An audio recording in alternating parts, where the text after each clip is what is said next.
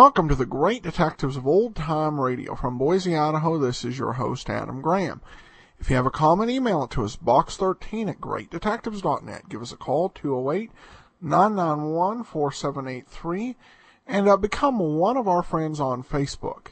Facebook.com/Radio Detectives. Well, this episode of the Great Detectives of Old Time Radio is brought to you by the financial support of our listeners. Well, there were 4 lost episodes between last week's show and this one. This one comes from June 14th, 1953, and it's called The Lost Lady. William Gargan stars as Barrie Craig, confidential investigator.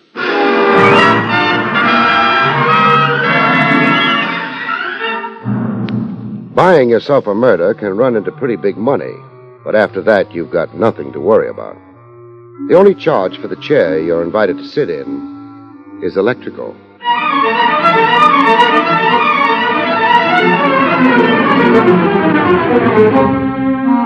The National Broadcasting Company presents William Gargan in another transcribed drama of mystery and adventure with America's #1 detective, Barrie Craig, confidential investigator.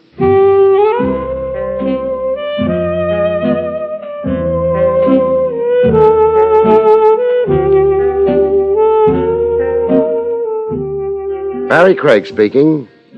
When you've been a confidential investigator for long enough, you don't surprise easy anymore. A man named Adolph Beck hands you a couple of $100 to help his wife buy a hat, and you don't lift an eyebrow.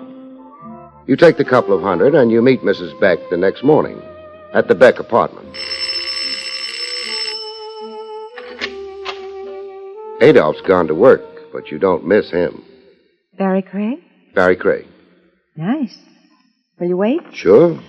I couldn't very well go shopping in this, could I? Not unless you wanted to hold up traffic.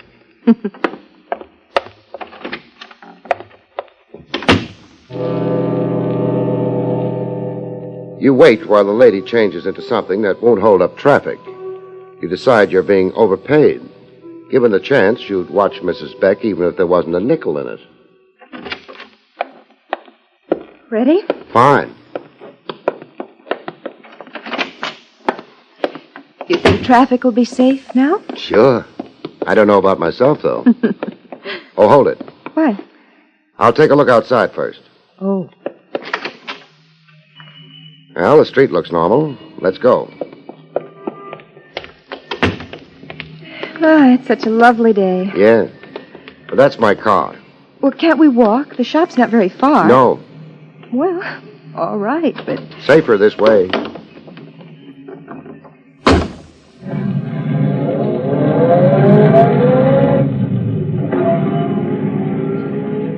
I don't know exactly what you think you're protecting me from. I don't either. Your husband wasn't very generous with his information. Well, then... He was generous with his money, though. I'm trying to earn it. Would you believe me if I told you I didn't need any protection? Sure, but I'd believe your husband harder, though. Why? He's my client. I always believe my clients harder. All right. You go ahead and protect me, then. Yes, ma'am. Where's the hat shop? Well, keep right on... Oh, wait, slow down. What? That shop window. Madame Fleury? Yes, she's always got wonderful things in it. Oh, Mr. Craig. Yes? Stop the car at once. Okay. That bathing suit. The red one. Looks like a bathing suit. Can you imagine it on me? Yeah. What do you think? I think it's going to be a hot summer. I've got to try it on. Come on. Whatever you say. Oh, I love to go shopping with a man. I don't get much of a chance. What's the matter with your husband? Adolph? Oh, he hates shopping. Good morning, madame. Monsieur? What can I show you? That bathing suit you have in the window. Ah, madame has magnificent taste. It is an imported suit. I hope I have here madame's size. Ah, oui. Altogether, I import only 3 such suits. Voilà. That's all there is to it? Tiens, monsieur, it satisfies the law, no? I wouldn't know. And what is more important, it satisfies the eye of the husband. If, of course, the wife is so charming as madame. Charm isn't exactly what a girl needs for a suit like that. Oh, maybe not. But madame has it, no? She has it. I've got to try this on. Where? This way, please, madame. Madame will find the dressing room comfortable, I think. I must congratulate monsieur. Yeah? There are not many women who would even dare to think of wearing such a suit. It is, of course, ridiculously expensive. It is, huh? But monsieur will not mind paying, eh? Well, I guess he won't. I guess in the kind of deal he's got, he pays and likes it. Or anyway, pretends to like it. Madame Fleury wasn't quite sure how to take that. So she shrugged her shoulders, charmingly, the way the French do, and shut up. Time went by, and I got restless. Monsieur looks forward to seeing his wife in the suit, eh? Monsieur has been looking forward to it for too long. She's been in there over 15 minutes. Oh, a pretty woman always keeps her husband waiting, no? I wouldn't know about that. I still think she's been in there a long time. Would you mind hurrying her up? If monsieur is impatient. He's impatient. Tiens, then I go to advise madame. Madame? Madame? What's the matter? Madame does not reply. The door. She's locked. Well, let me. Yeah. Locks automatically? Automatic? No, it is necessary that one moves the latch. One has moved the latch. Mrs. Beck. Mrs. Beck. Madame Fleury. Oui? Get back a bit. I'm going to break the door down. But monsieur... I'll explain later. Right now, I'm in a hurry. But this is barbaric. Is monsieur so jealous? Monsieur is scared. Well, latch wasn't too strong. Oh, nobody home. Not even in the closet. But that door there, where does it go? The back of the shop, a storeroom. Fine. Storeroom. Nobody home here either. But I do not understand. You and me both. You always keep that window open? Mais no, one cannot because of the thieves. Well, it's open now. Yeah. Short drop to the alley outside. She could have managed it. Tiens, you are of the opinion Madame flees? That could be the opinion I'm of. Come on. Oh, the bathing suit, yeah, she left it behind. The mystery grows. Fixing that door up is going to cost you a few bucks. Here's 10. Merci, monsieur, but what... Put the bathing suit back in stock. I've got a feeling Mrs. Beck isn't going to return for it.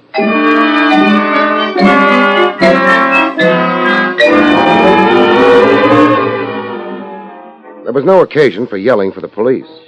Mrs. Beck had a right to use the back exit if she wanted to. And there's no law against making a confidential investigator look foolish. I took my foolish look over to Beck's office and let him stare at it. But you shouldn't have let her... Mr. Beck. Yes? You handed me a couple of $100 to go shopping with your wife for the next week or so. You told me you were worried about her. Of course. And the first thing you do is let her slip out of your fingers. I never had them on her.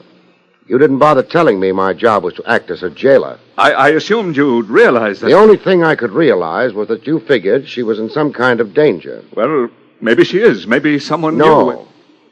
There was no way anyone could have known she was going to stop at Madame Fleury's and use the dressing room there.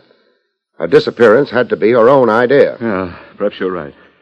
It's a little too early to call in the Missing Persons Bureau. She's been gone only for an hour.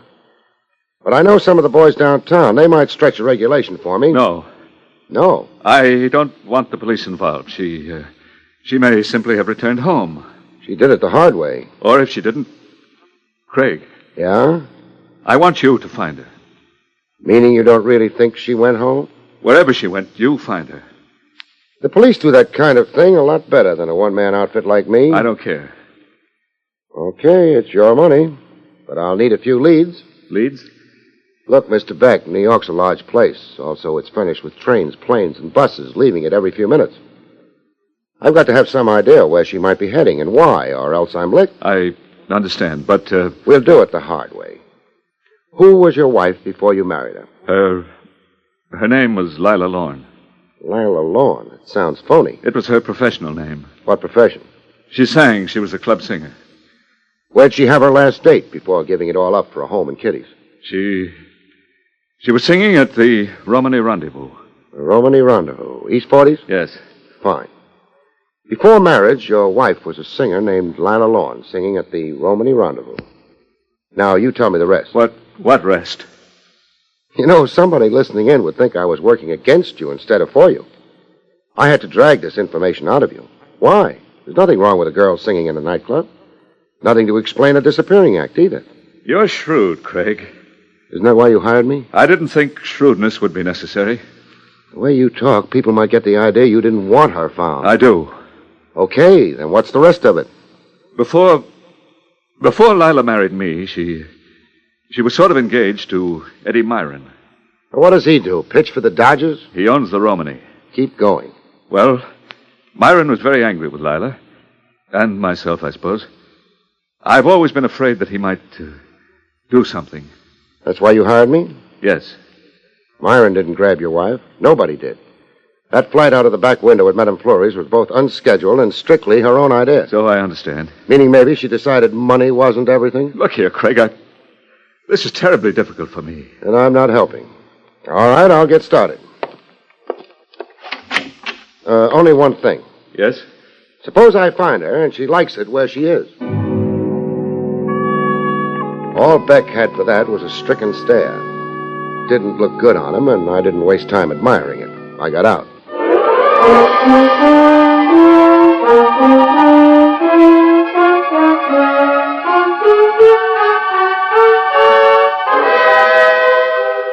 Back to William Gargan, starring as Barrie Craig, in just a moment. The old expression, "it's a small world," has new meaning today. The world has grown even smaller. In fact, in some ways, it's too small for comfort. With modern long-range aviation, enemy planes could reach the United States from any part of the world in a matter of hours. A devastating surprise attack could occur at any time. Of course, our nation has taken steps to protect us. There is an extensive radar network to detect the approach of planes. But radar can't do the entire job. That's up to us as individual citizens. Right now, the Air Defense Command needs 300,000 more volunteers for its Ground Observer Corps.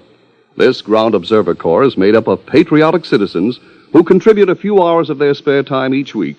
Both men and women from teenage up can join the Ground Observer Corps and perform a valuable service to our country. Write or phone your nearest Civil Defense Center or write to Ground Observer Corps, Air Force, Washington 25, D.C. Remember Pearl Harbor and join the Ground Observer Corps. And now, back to William Gargan, starring as Barrie Craig, confidential investigator.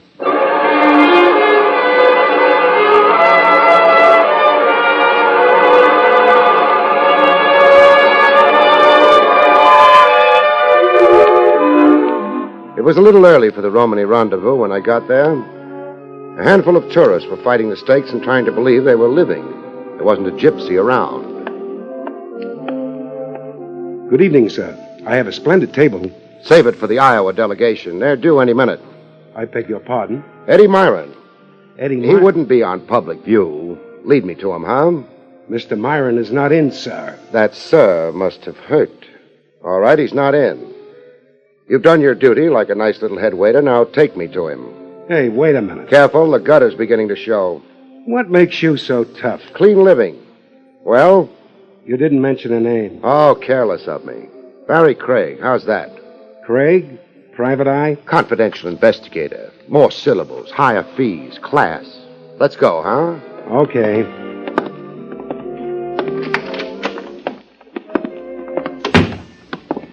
Lila with him?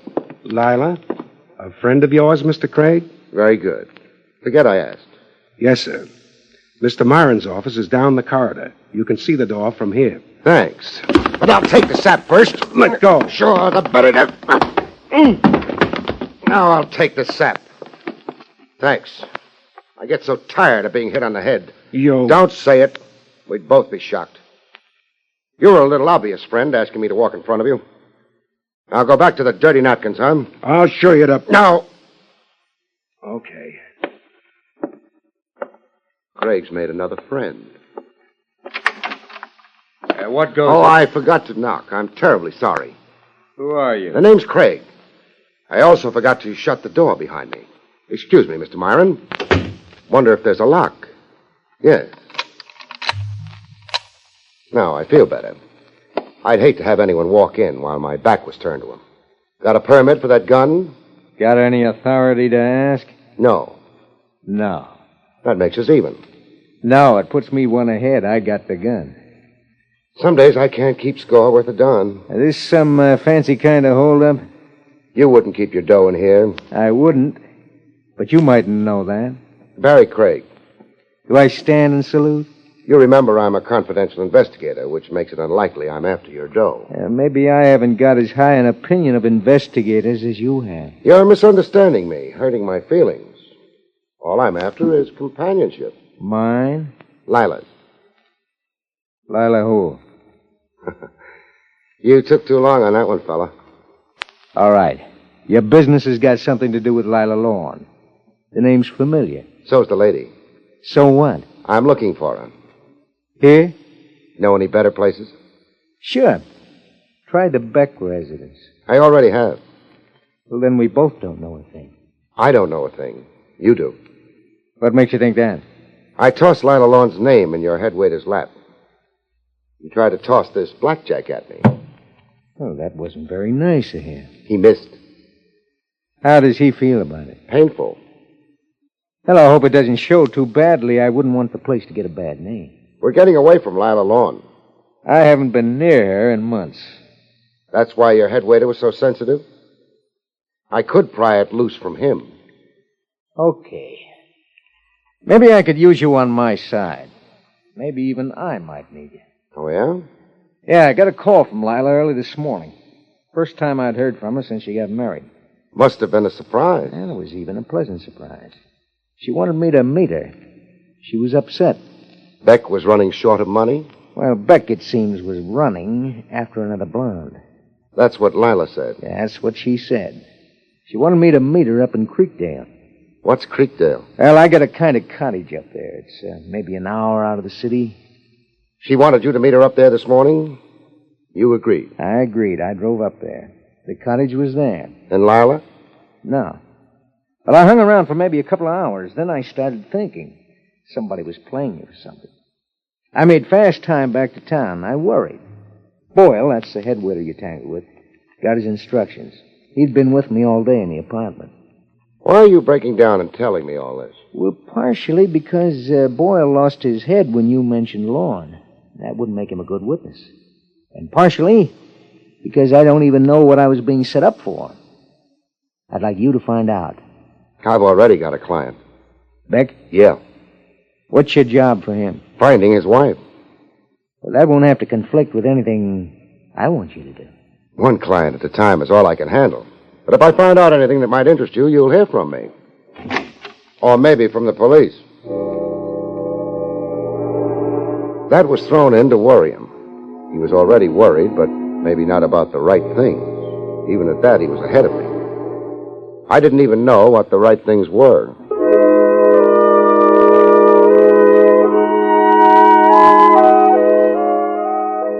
I checked with Beck. His wife was still out. That left me a choice. I could do nothing. I could try the Creekdale end. According to Myron, that was a dead end. But he could be a liar. Evening. Good evening. You're the sheriff, they tell me. I guess they tell you right. I'm Barrie Craig. I'm a confidential investigator from New York City. That's so. That's so. Are you figuring on setting up business in Creekdale? Not exactly. Something else. I came up here to look through Eddie Myron's cottage. Yep. I thought I might find something there. I drove to the cottage before stopping here at your office. Yep. The cottage wasn't in very good shape. No. Somebody was careless with matches. Looks that way, don't it? The place was burned to the ground.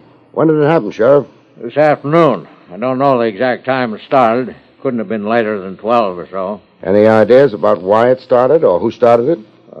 What were you figuring on maybe finding in the cottage, mister?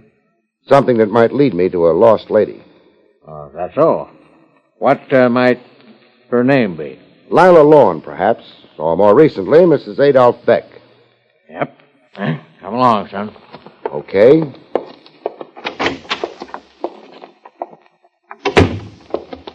There she is, son. What? Yep. You found her in the cottage? Yep. Like that? Like that. You couldn't have identified her. All you can tell is that she was blonde. Enough of the skin on her fingers left to get half a dozen prints. No doubt about her identity, son. She's Lila Lawn, Mrs. Beck. She was pretty. Once. Yeah. Sheriff, Could that fire have been set earlier than noon, say? Maybe. Thanks. Doc Peabody's got no idea if she was dead or not when the fire got her. Not enough of her left. You got ideas? I got ideas. Names attached to them? Not yet. Well, you'll get in touch with me if you get around to attaching names to those ideas. I'll get in touch with you. Goodbye, Sheriff. Oh, just a minute, son. Yeah? Doc Peabody couldn't swear whether she was alive or not when the fire got to her. He'll swear to something else, though. What's that? She had a couple of bullets in her lungs. The sheriff didn't have any expression on his face I could read when he let me have it. I held the post for a minute, couldn't think of anything else, and got out. I didn't mind the long drive back to the city. I needed it. Mrs. Adolph Beck hadn't been lovely to look at. It's open. What do you want now, Boyle? It's not Boyle. Not... Oh. Thought we were finished for the night. Not exactly. What do you want now? I've been up to Creekdale. Well, I hope you got more out of the trip than I did this morning. I got more. Tell me about it. Your cottage is never going to be the same again. Termites? What time did you leave there this morning? Oh, around 12. Hey, wait a minute. That sounds like somebody's checking alibis. Maybe somebody is. Alibis for what? Arson, for one thing. Arson? Your cottage was burned to the ground sometime today. Maybe you're careless with cigarettes. I don't smoke. I think you better get out of here. Okay, but nobody really worries about arson in connection with a cheap summer cottage. What do they worry about? Lila Lawn is never going to be the same again either. I didn't give him much of a chance to respond to that. I walked out. That would give him an opportunity to figure out what his response would be. I had another job. Who is it? Barrie Craig. Oh, come in. Thanks. Well, it's very late. I hadn't noticed. I hope you've got something to report. I have. You found her? Yeah. Splendid work. Is she coming back to me? I don't think she's got any choice in the matter. I hope you didn't bully her or... The reason she's got no choice is because she's dead. Huh? Yeah. The shortest way is sometimes the kindest. She was shot and then burned to death in a summer cottage that belongs to Eddie Myron. She's gone back to him. For a while, it seems like. Or maybe a shorter while than she figured on. Have they arrested him? Not yet.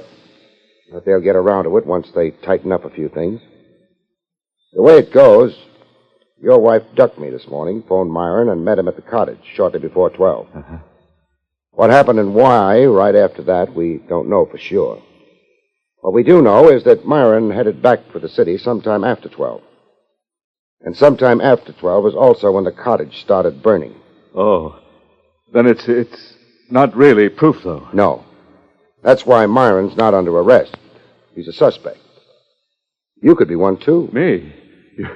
You're joking. You've got a funny sense of humor. Motive. Another woman. According to Myron, anyway. But that doesn't matter, because I saw you 10 minutes after your wife ducked out.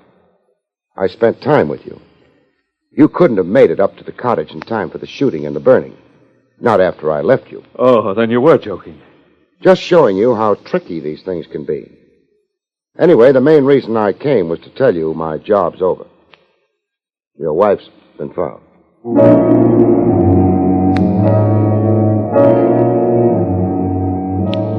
I walked out.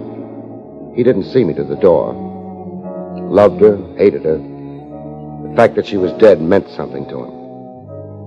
I got out into the street and started walking, but not far. Somebody else was walking behind me. I stopped. He stopped. This wasn't my idea of fun. But it didn't matter because still another guy showed up. He didn't notice either of us, but we noticed him. I went after him, the hired man went after me. He must have made quite a procession. He turned off the pavement and walked into one of the small houses they still keep in New York City to prove that once upon a time it was a nice place to live in. I gave him a few minutes, and then... While I waited for the doorbell to be answered, I scribbled a note on my card and dropped it. It would give the man following me something to think about. Yes? Police. Oh, all right. Thanks. You're not a policeman? No. Now, let's shut the door. I don't want the whole street to know I impersonated the cop. Mrs. Beck. Mrs. Beck? You sound surprised. Well, Maybe you're embarrassed. About the way you ducked me in Madame Fleury's this morning. I never did get to see how you looked in that red bathing suit. It's terribly late. It hasn't even begun to be late, Mrs. Beck. But I've got a problem bothering me. According to the police and to fingerprints which never lie, Mrs. Beck is dead. You're not dead, are you? No, which leads me to a very funny conclusion. You never were, Mrs. Beck. You don't think that conclusion is very funny? I don't know what you want, what you're thinking. I'll tell you. Eddie Myron said Beck was running after another blonde. You're blonde. So was Mrs. Beck, I figured. You still haven't... Maybe you were holding out for marriage. I wouldn't know. I'm not asking.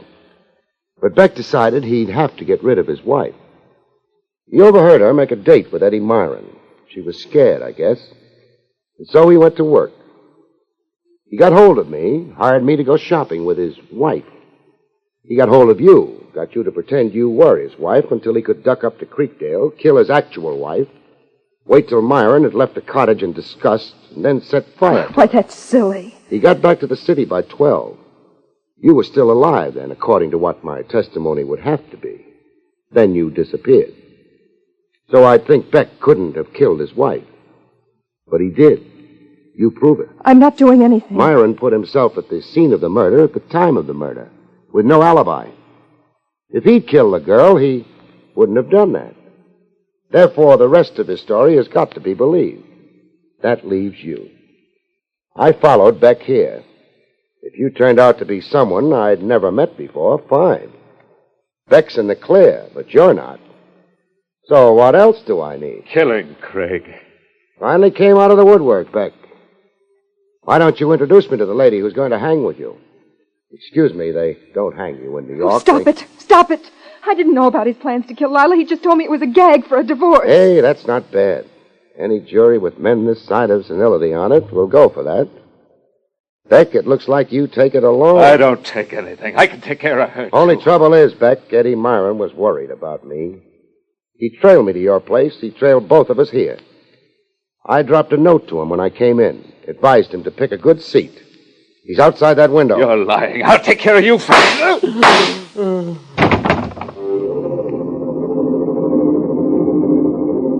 I wasn't lying. Myron winged our boy prettily. The police thanked him. They tossed me a polite nod, too. They didn't seem to mind finding the lost lady either. Headquarters would be a brighter place for a little while. I wouldn't be hanging around waiting for her to come out, though. I don't like red bathing suits.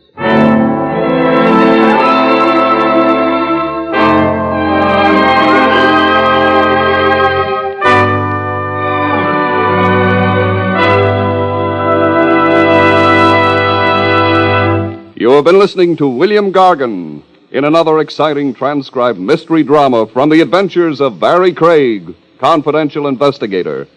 Tonight's story, The Lost Lady, was written by Lou Vittis.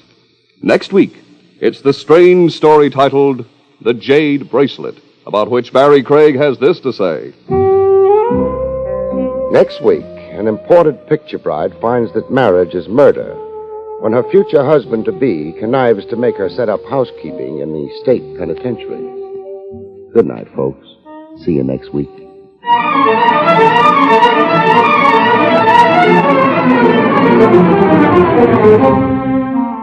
The National Broadcasting Company has brought you Barrie Craig, confidential investigator, starring William Gargan. Featured in the role of Fleury was Joan Loring. This is Don Pardo speaking.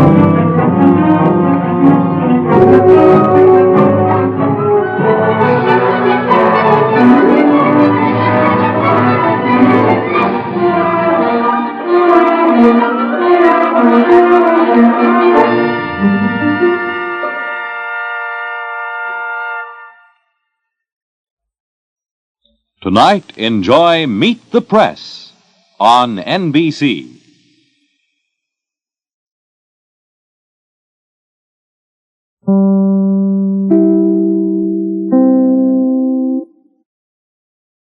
Welcome back.